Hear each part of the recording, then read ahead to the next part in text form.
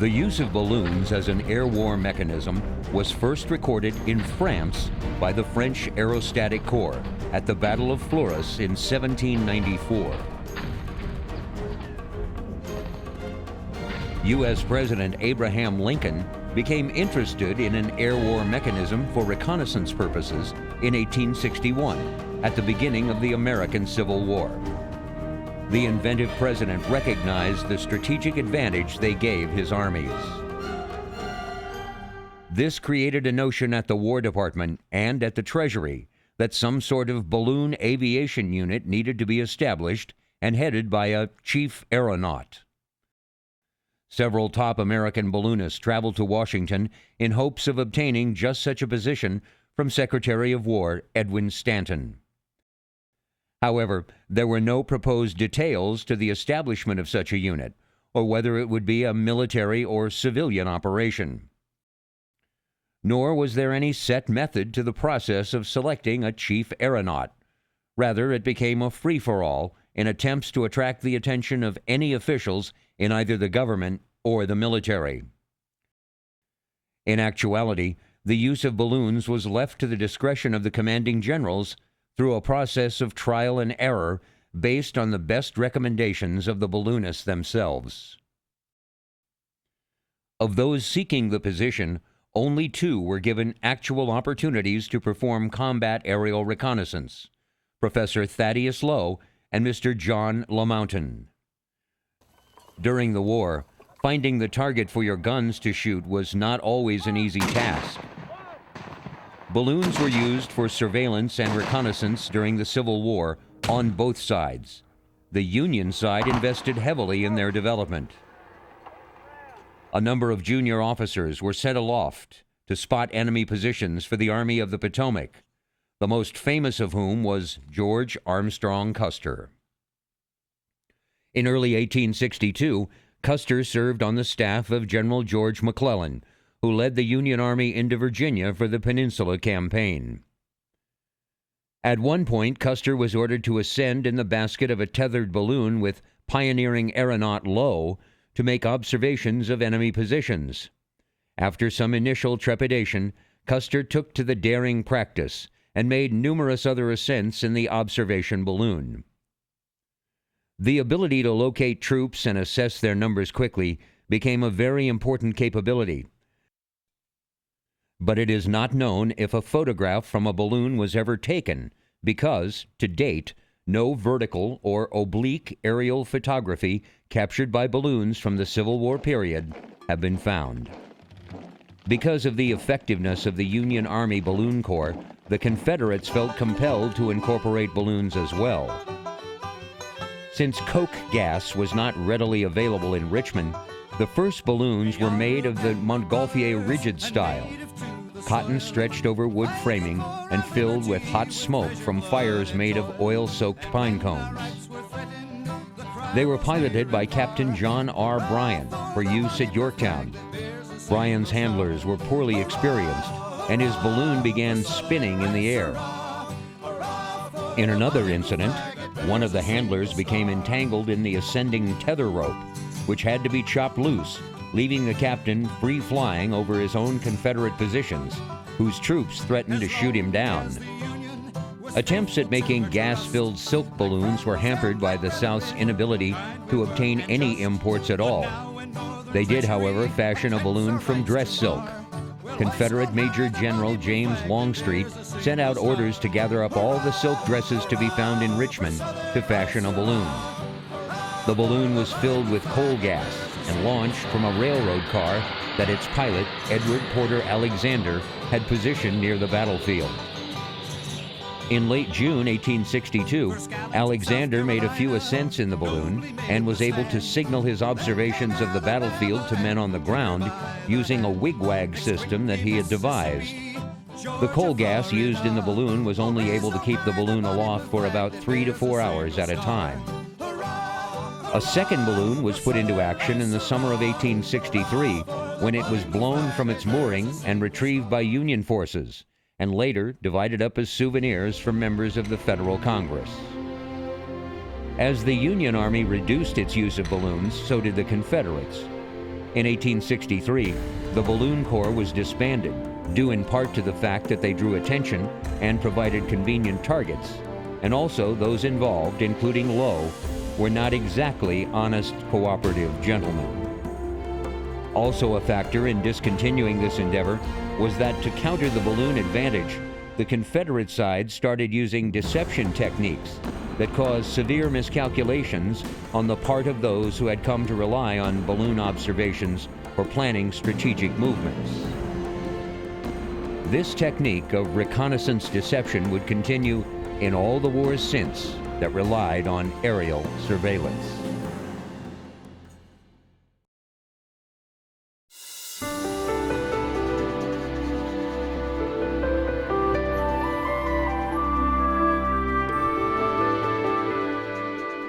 It seems ironic that after 1,000 generations of dreaming and planning, the first man to fly under power would win that history-making distinction when two brothers from Dayton, Ohio, tossed a coin on a windswept beach in North Carolina. Well, the Wright brothers became interested in aviation in the mid-1890s. They were newspaper publishers at that point, and they were reading stories about Otto Lilienthal, who was a experimenter in Germany. He was flying what we call hang gliders today, and using his body as his control. And unfortunately, he, in one of his glides, went out of control, crashed, and died. And the Wright brothers seemed to be very affected by that, and they kind of decided as their next challenge in life that they were going to take up the mantle of Lilienthal and go further with this study of powered flight.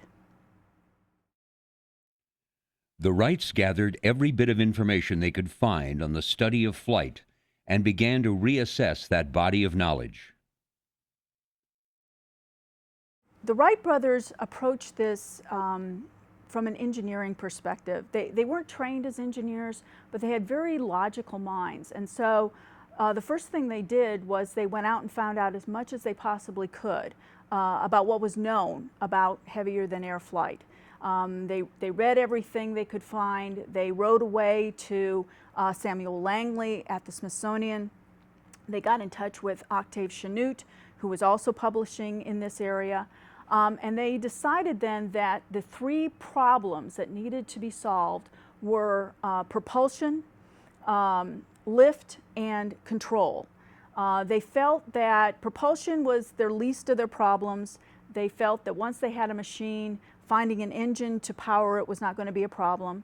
Lift, they thought, had been fairly well solved by Lilienthal. They had his lift tables. And so they tackled the issue of control. And so that's how their experiments began. They were trying to figure out how to control an aircraft in flight. And they were among the first to really understand that an aircraft flies in 3 dimensions. And so you not only had to be able to control it in pitch with an elevator, which was a fairly known technology, or yaw with a rudder, which was a known technology, but also in the roll mode. And that's what they began to play with. And Wilbur apparently was fiddling with a box that an inner tube had come in at their bicycle shop and began twisting it and realized that this twisting motion would induce roll, just like a bird twists his wingtips to induce roll, that if they could devise wings that could warp or twist, that they could induce roll in their machines. So they began with these kites to test their wing warping structure. Then they went from the kites to the gliders, and then from the gliders to the powered aircraft in a very short period of time. Time was not on the brothers' side. Around the world, in tiny workshops and government-funded labs, others were trying to solve the riddle of manned flight. In the 1890s and early 20th century, there were people all over the world who were investigating the possibility of heavier than air powered flight. They were doing it in England, they were doing it in France, there were other people in the United States who were working on it. The Wright brothers really were part of this kind of larger international community of people who were doing experiments, who were studying the problem. The Wrights were drawing on a lot of that work, and so there's a sense that if the Wright brothers had not become involved in the 1890s when they did, that heavier than air powered flight probably would have been invented anyway, because there were other people who were on the verge. They weren't as far advanced in thinking about it as the Wright brothers were, but you had Santos Dumont, for example, flying shortly after the Wright brothers in France. And so in parallel development, there were people who were going to get a heavier than air powered machine up in the air. Now, how controlled it was going to be, how sophisticated it was going to be, that was another question. The Wrights were well ahead on that count. But in terms of an airplane, there were a lot of people who were capable of doing it about the same time that the Wright brothers did, which is in part why the Wright brothers so emphasized the fact that they did it on December 17th, 1903, that they were ahead of all of these other people who they saw as their competitors in this field. In late September, the Wright brothers headed to North Carolina with their flyer, well aware that at that very moment, Samuel Pierpont Langley was preparing for the first flight of his great aerodrome.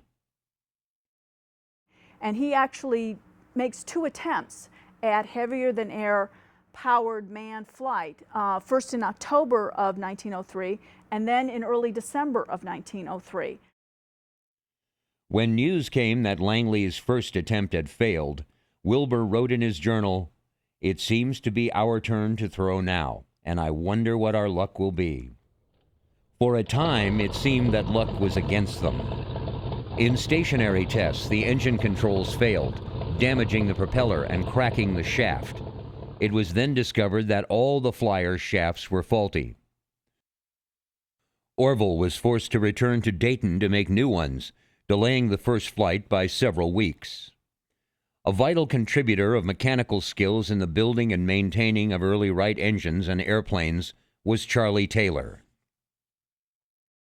He was kind of the forgotten man of the team for a while, because he really was the one who figured out how to use the drill presses and things that they had at their bicycle shop to fabricate this engine and have it generate enough horsepower at a light enough weight to be able to get the aircraft off the ground. I started on repairing bicycles back in the 80s. And then I later went to Dayton and built bicycles for the Stoddard Manufacturing Company. And they were just starting up in the bicycle business. Then I got acquainted with the Wrights, and I built bicycles for them. I did all the repair work while they went down Kitty Hawk to try out their gliders. They couldn't find a gasoline-powered engine that was both powerful enough and light enough to do the job, and so they designed their own. And they had a mechanic named Charles Taylor, who they charged with building it. And it really was very innovative. It was the first solid block aluminum engine. It would generate 14 horsepower, and that's exactly what they needed. And so they had their engine. Well, and all they needed was power to keep on flying. Why, then when we designed the motor, I made all the different parts in the motor. I even made the crankshaft. So I made it out of a solid block of steel, about 32 inches long, 6 inches wide, and 1.5 inches thick. Cut it right out of the solid block by drilling holes and knocking out large pieces out of it, and then turning it up in the lathe. The motor itself, from the time I started till I had it ready for test, was 6 weeks. In the meantime, Langley made a second attempt to fly his aerodrome on December 8th, but it ended in a crash into the Potomac River. Now, finally, Lady Luck smiled on the brothers from Dayton. Well, It happened on a cold December morning. They had tried to fly a few days before and had been unsuccessful. They had rested on Sunday. They were very religious. They were the sons of a bishop, and so they rested, and then they decided to try once again. On the morning of December 17, 1903, the wind at Kill Devil Hill was gusting at up to 30 miles an hour. Because he won a coin toss with his brother Wilbur, Dayton bicycle mechanic and inventor Orville Wright would have the honor of first turn at the controls of their untested flyer. They had flipped a coin to see who was going to try and fly first. And on that unsuccessful flight, Wilbur actually had won the coin toss, and that hadn't worked, so now it was Orville's turn. At 10 a.m., a flag was run up to signal to the personnel of the nearby life-saving station that all was ready. The lifeguards had agreed to act as witnesses if all went well, and as a rescue team if disaster struck. Orville and Wilbur then set about laying a wooden launch track alongside their campsite. The flyer was too heavy to be launched like a glider, so the machine was to be launched from a trolley running alongside a wooden rail. The brothers stood by the machine as the engine warmed up. When all was ready, they shook hands, holding each other's hand like two folks parting, unsure that they would ever see each other again. A camera was positioned to capture the flight, and one of the lifeguards was entrusted to operate the shutter. Orville mounted the machine lying face down. Then, amid the noise of the engine and shouts from the crowd, the flyer was released from its restraining rope and set off along the track. Wilbur was running alongside, kind of steadying the wings as it went. It lifted into the air as the historic picture was snapped.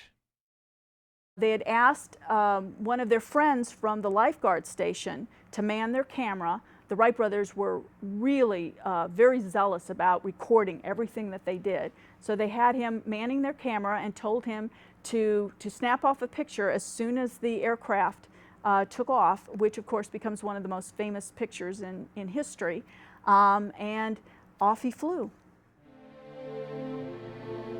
Orville found the flyer hard to control, and after 12 seconds in the air, he came down with a bump. The brothers made 4 flights that day.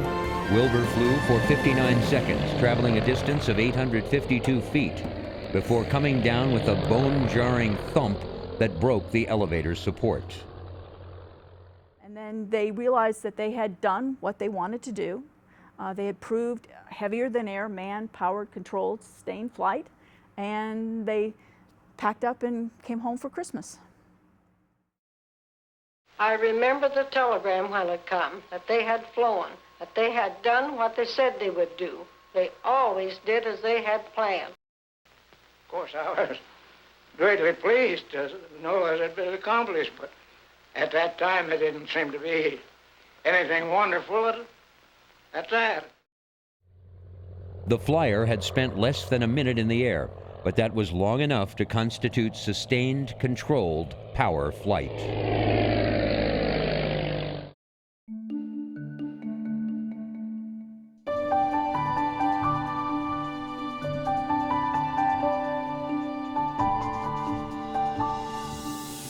Five years after those first flights, the Wrights had worked like men possessed to refine and sell their flyer. They knew that after those flights at Kitty Hawk that they still needed to perfect their machine. They had essentially a proof of concept prototype. They really didn't have a workable airplane. So they knew they needed to refine the machine. They also knew that if they were going to have full credit for this, that they needed to file a patent. They had filed a patent on their control system in 1902. But it was still pending, and so they were awaiting the patent award, and they were also working on refining their aircraft. They knew that they had to fly for more than 59 seconds, and at low level, if anyone was really going to see any value in their machine.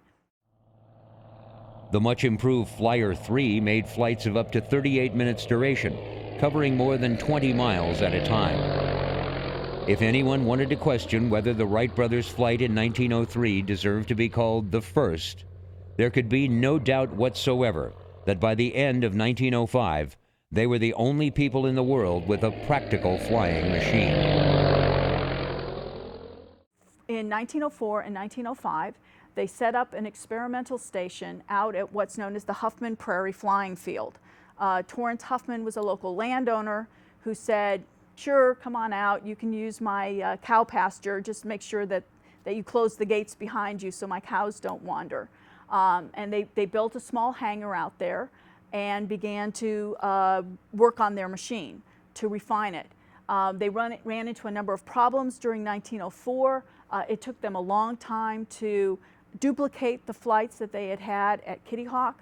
Then in 1905, by 1905 they'd come up with a launching mechanism, a big derrick with a weight that would come down that would help accelerate the aircraft a little faster on the rail that they had.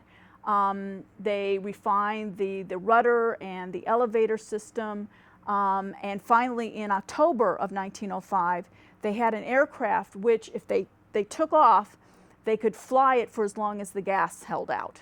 And it was at that point that they knew that they really had a practical flying machine. It was now that the brothers made the decision to cease all future flying experiments. The Wrights decided to devote much of their efforts to the search for a lucrative business contract. The obvious potential customer for the new flying machine was the Army. The United States government did not at first seem to recognize the potential of the airplane. The Wrights did want to sell their machine to the government sight unseen. They saw themselves as very upstanding, moral, honest citizens, and if they told the government that they had a machine capable of sustained, powered, man-controlled flight, then the government ought to believe them. In 1905, the War Department refused 3 separate offers by the Wright brothers to share their scientific discoveries on air flights. Faced with rejection at home, the Wrights approached the British and French military. A French delegation even visited Dayton in the spring of 1906, but no agreement was reached. The decision to stop flying was risky. Aviation enthusiasts knew details of most aspects of their work. This information gave others a serious chance to catch up and overtake the brothers. Even Alexander Graham Bell caught aviation fever. In 1907, he created the Aerial Experiment Association in New York, bringing together a team that included motorcycle manufacturer and future aviation legend Glenn H. Curtiss.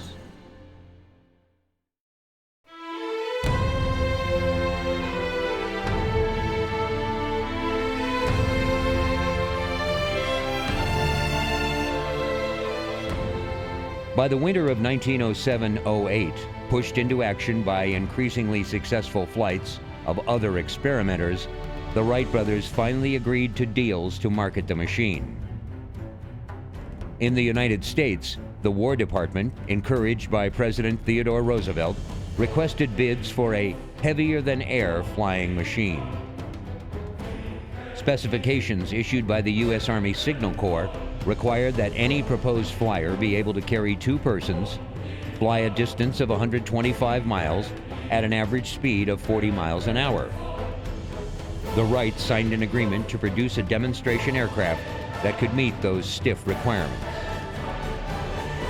On hand for the demonstrations was Lieutenant Frank P. Lom, who in 1909 became the United States Army's first certified pilot.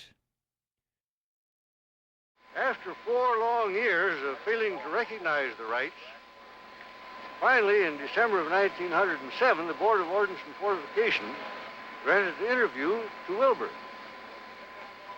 At once he inspired their confidence. This led to a contract in February of 1908 between the Wright brothers and the Signal Corps, in which they agreed to furnish an airplane that would fly 40 miles an hour, carry 2 persons, remain in the air for 1 hour, And, strange to relate, was to have some kind of a device by which, in case the motor stopped, it could be landed without crashing. That summer, the Wrights delivered their first plane designed to meet the Army's requirements. After practice hops, Orville Wright, with Lieutenant Frank Lahm as a passenger, made the first official test flight of the new flyer, designated Signal Corps SC number 1. In the summer of 1908, Orville Wright brought to Fort Myer, Virginia, the airplane that was to fulfill the specifications of the contract. Day after day, we watched him go fly around and around the field in his tuning-up flights.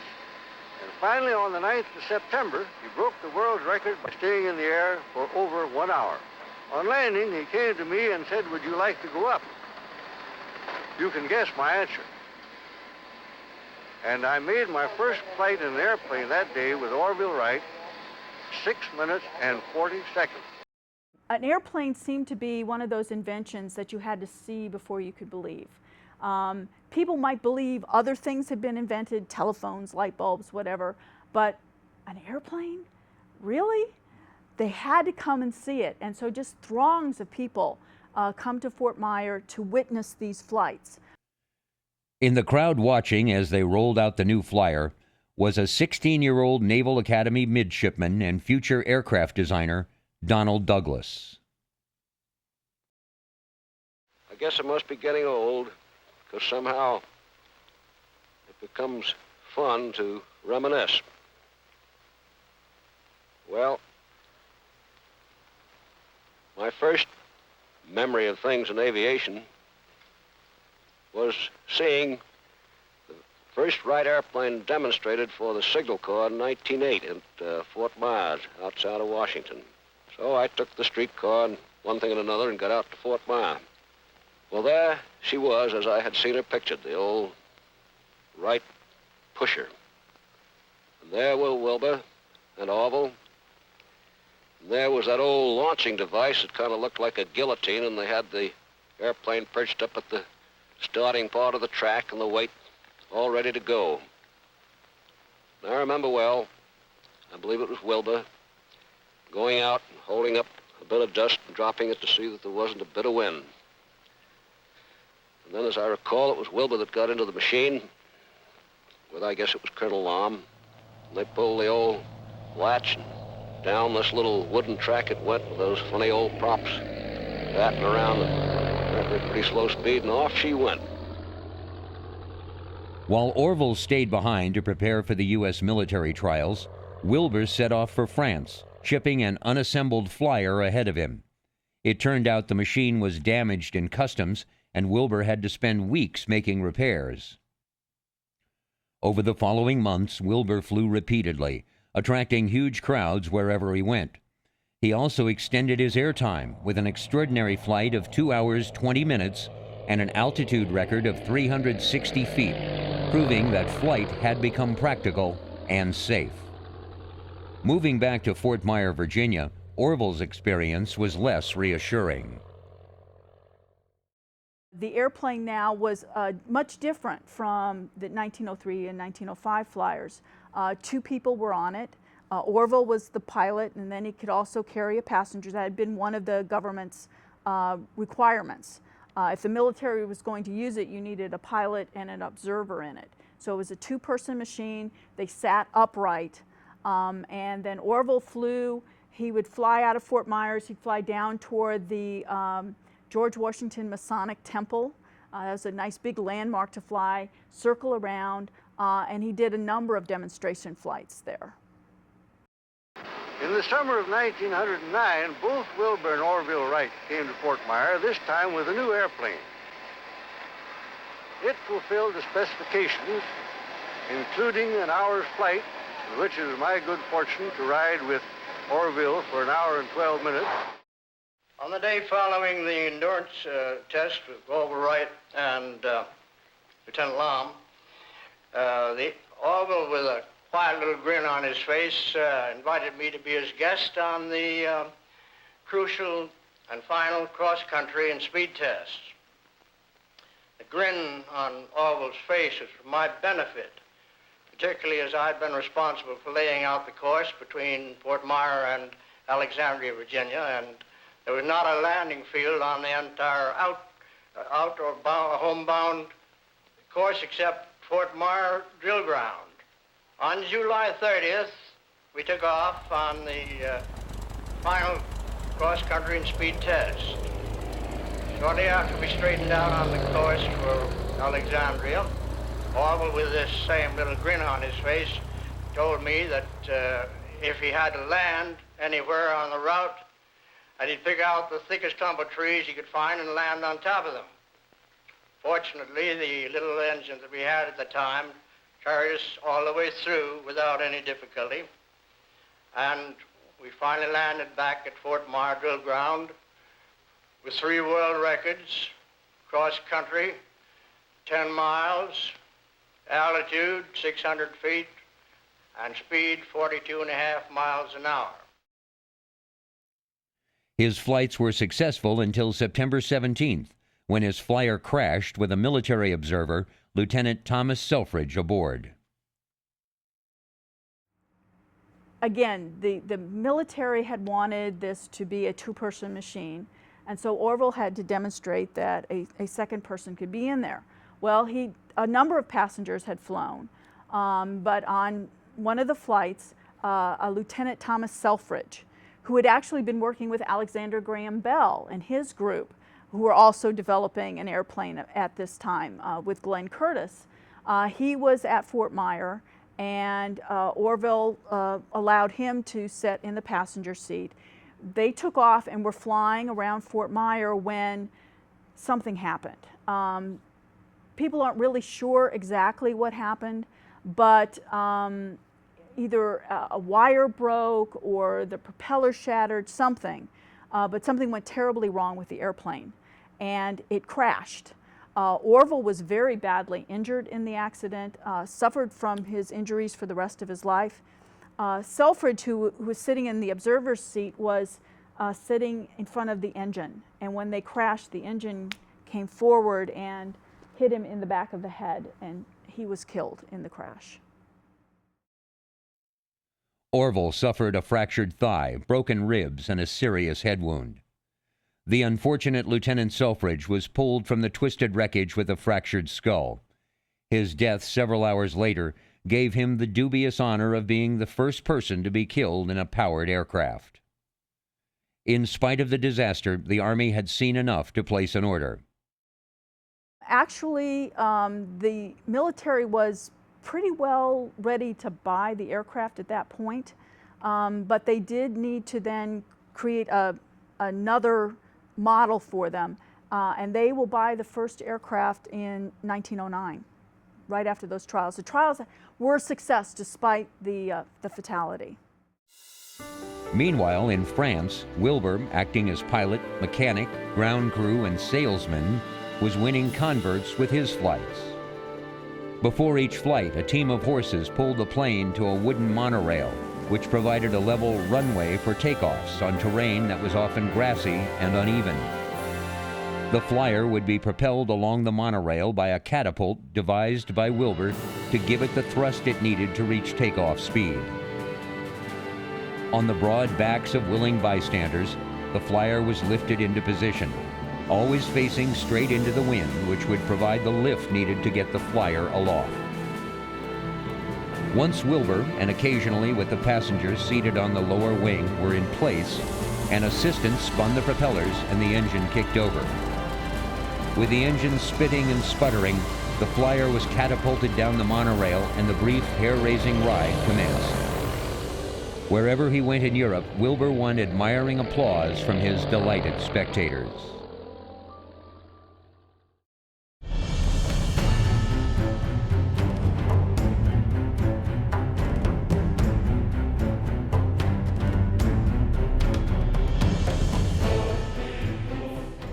By 1909, the Wrights were busy demonstrating their flyer and fulfilling the business offers coming in. They were also having to train pilots, since they were the only ones who knew how to fly their machine. Frank Lom and Second Lieutenant Frederick E. Humphreys were selected as the first candidates. Wilbur Wright trained both at a field in College Park, Maryland. There in the fall of 1909, under Wilbur Wright's instruction, Lieutenant F.E. Humphreys of U.S. Engineers and myself were taught to fly, and at the end of some 3 hours, were soloed and told we were pilots. Remarkably, by 1910, the Wrights soon began to fade as a market leader. Instead of concentrating their efforts on the development of their airplanes, they spent most of their time on legal actions against those they thought were infringing on their patents. The endless stress took its toll on Wilbur, and in 1912 he died of typhoid fever. Orville ended his relationship with the Wright Company in 1915. He died in Dayton in 1948, living long enough to see manned flight break the sound barrier. If it had been slow to realize the potential of the Wright Flyer, the U.S. Army more than made up for lost time in assimilating the heavier-than-air craft into its war plans. We didn't even have an Aero squadron until something like 1914 or so. And the great man in that period was Benjamin Folloy, F-O-U-L-O-I-S. And Folloy's been far overshadowed now by Billy Mitchell. But Billy Mitchell didn't even learn how to fly till 1916, and he was not considered a very good flyer. Folloy was one of the first two people testing the plane with the Wrights. And then in 1910, he and some enlisted men, 4 I think it was, that was the Air Force. One plane, one pilot, and these guys. And it was a long time before they really got going. They did. He commanded the squadron. They went down in the punitive expedition in Mexico in 1916. And most of the planes crashed down there because they were in high altitudes and they couldn't do it. So they were not that effective down there. So it was really, things had to happen and happen fast over here in developing things. And of course, what we used initially were the British or French planes. In addition to the Wright brothers, the Army turned to another aviation pioneer, Glenn Curtiss, to build some of the early trainers for the Army.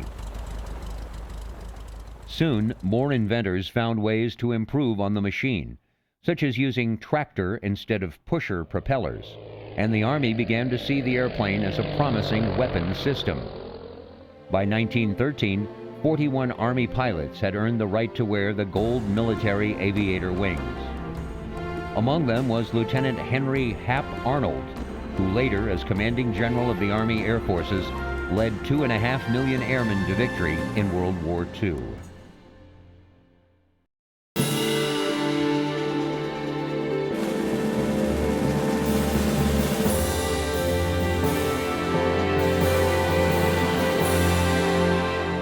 The first appearances of the airplane over a battlefield were almost larks. The distinction of being the first flyers to observe war from the air may belong to Roland Garros and Charlie Hamilton, members of an exhibition troupe performing in Mexico during a revolution in February 1911. The pilots decided to use their aircraft to have a look at the hostilities. Later that year, airplanes did go into combat with the Italian Army, which was waging a colonial war with Turkey in North Africa. In October, Captain Carlo Piazza, who had won the 1911 Circuit of Italy, flew a scouting mission over the Turkish lines in Libya. A week later, Lieutenant Julio Gavati led a contingent of Italian planes on history's first live bombing run. Gavati's 4 bombs were grenades that he carried in a leather bag. When he reached his target areas, a Turkish encampment and vital oasis, he held his Taube monoplane on course with his knees, then tossed his deadly cargo out. By all evidence, the raid caused more consternation than carnage. The serio-comic aspect of early warfare vanished soon enough.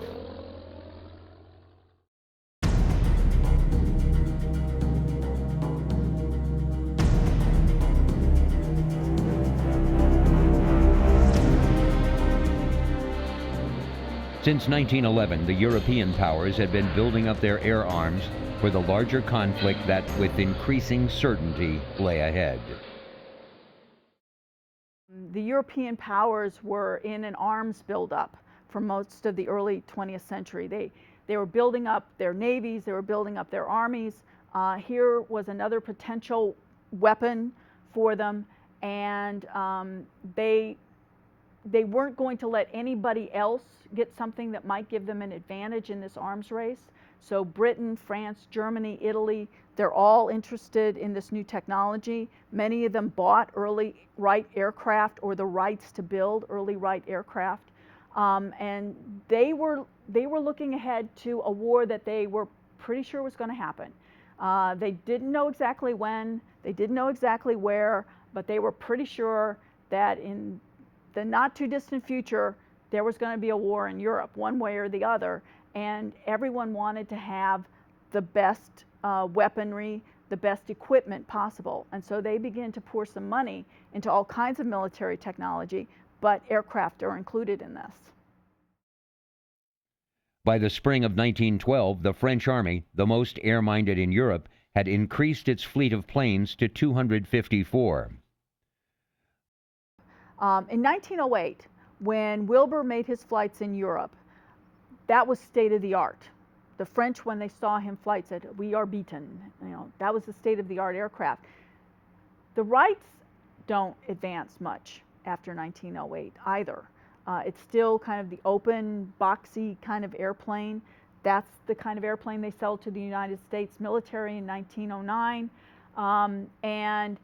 For a whole host of reasons, it doesn't advance as quickly in the United States. The British had been slow getting into military aviation, but at the urging of such hawkish politicians as Winston Churchill, the government was now making up for lost time. In April of 1912, the Royal Flying Corps was established to serve both the Army and the Navy. They were actually, some of them had maneuverability, not necessarily in their design, but because of the rotary engines. They could turn really tightly in the opposite direction because of gyroscopic precession. The engine's turning and they could turn off in the other direction very quickly. Turning in the direction that the engine was turning was another story. But they had a certain level of maneuverability. But it was pretty limited. These were boxy, draggy aircraft, but they were far in advance of what had been flying just a few years before. Like the British, the Germans had lagged years behind the French in perceiving the wartime potential of the airplane. The first heavier-than-air flight in Germany was made in 1908 by a Dane, J.C.H. Elhammer, and received scant notice. Germans were so intrigued with rigid dirigibles developed by Count Ferdinand von Zeppelin that for a time little private or government money went to airplane development. Then, in an effort to catch up, the fledgling German aircraft industry began borrowing freely from French designs. The German Aviatik biplane was modeled on the Farman and the Euler on the Voisin, and the Albatros on both the Farman and another French plane, the Sommer. The Germans also acquired one of aviation's improvisational geniuses in the person of a brash and very young Dutchman named Anthony Fokker. On the eastern edge of Europe, Igor Sikorsky had begun experimenting with a helicopter design in 1908. Discouraged when his 25-horsepower Anzani engine failed to deliver enough lifting power to the rotor blades, Sikorsky turned to designing a series of large fixed-wing machines, the world's first practical four-engine planes. In 1912, I decided that the time came to build a large machine with several motors. At that time, I was certain already that the future of aviation will be connected with fairly large aircraft, that the closed cabin with its comfort, protection from wind and so forth represent a must. In 13, I completed my first four-motored airplane, the Grant. The ship proved a complete success. It flew quite well. In contrast to the European powers, the United States devoted minuscule amounts of money and attention to military aviation in the pre-war years. Isolated by the broad Atlantic from the political tremors that were shaking the continent, Americans felt no urgent need to build an air force. As late as 1913, the United States government was spending less than Bulgaria on military aviation. In 1911, the United States Army conducted the world's first live bomb test from a standard Wright biplane. And it was the United States Navy, with an assist from Glenn Curtiss, that launched naval aviation in the winter of 1910-1911, with the first successful shipboard takeoffs and landings. These pioneering flights, however modest, presaged an era in which great aircraft carriers would roam the world's oceans, launching combat planes at targets on land and sea. But few people at the time envisioned the modern carrier. By 1913, aviation's first and perhaps most colorful decade was over. In the flick of time since the first flights at Kill Devil Hill, man had established himself in this new element. By 1914, planes had been built that could climb to 20,000 feet, travel as fast as 127 miles an hour, and cover 635 miles without a stop. The roster of those who had mastered the rudiments of flying had grown from only two, Wilbur and Orville Wright, to more than 2,000 men and women who would call themselves aviators. By 1918, over 2 million pilots will take to the air over the battlefields of the Great War.